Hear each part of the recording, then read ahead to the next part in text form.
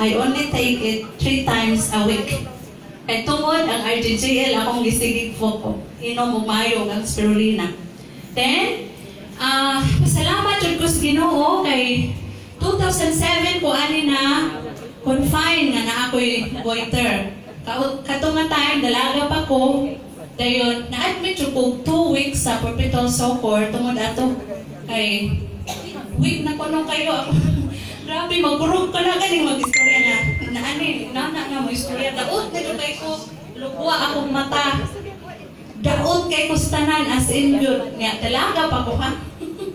Then gainan ko sa doktor nga di na ko pwedeng manganak. Tungod kay ang akong grabe kayo yung mga gipanghatag nga tambal ba.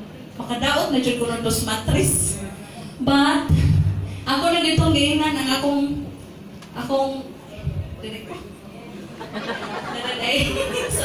sorry.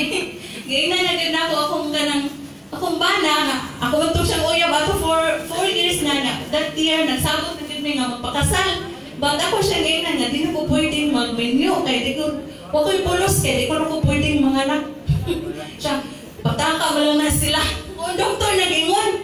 Ako, sige lang, hindi ko mag-menu ihapon ta kay mo na itong sabot. 4 years na ba yan nga nag-uyab niyo niya, di ko na may mag-menu ako. Sige, ba, naabot ang BSN, nabuntis ko. Nga, kuwan ra ba? Kanang akong medication ato sa DXN, ang akong giinom saragad ka RGGL kay dilagi ko mutuo kay mahal. Ay pagsugod sa mga nino, kay gipainom ra ko sa akong magwamba. So ay lang na daw ni Jing kay makaayo ni basin pa lang makatabang ni. Sige sa ko mga Ginoo og way nga. Basin pa lang ba? Na naabot jud ang DXN. But now I am very happy. I have my 3 kids. Akong Tris Marias na sluyo. Oh, tungod na sa DXN mo na 12 years na jud ko nag-DXN and I am very proud and happy sa akong life tungod kay gitabangan jud ko niya sa everyday living kay sukat na-admit ko year 2007 until now kaluis Ginoo wa na jud ko na-admit ko sa tungod sa akong goiter. Ma-hospital ko tungod kay nanganak. Never jud kong na-admit tungod sa akong goiter. Pasalamat jud ko sa Ginoo anak tungod sa DXN. And mao siguro so sa akong pagka-public school teacher, I am still here.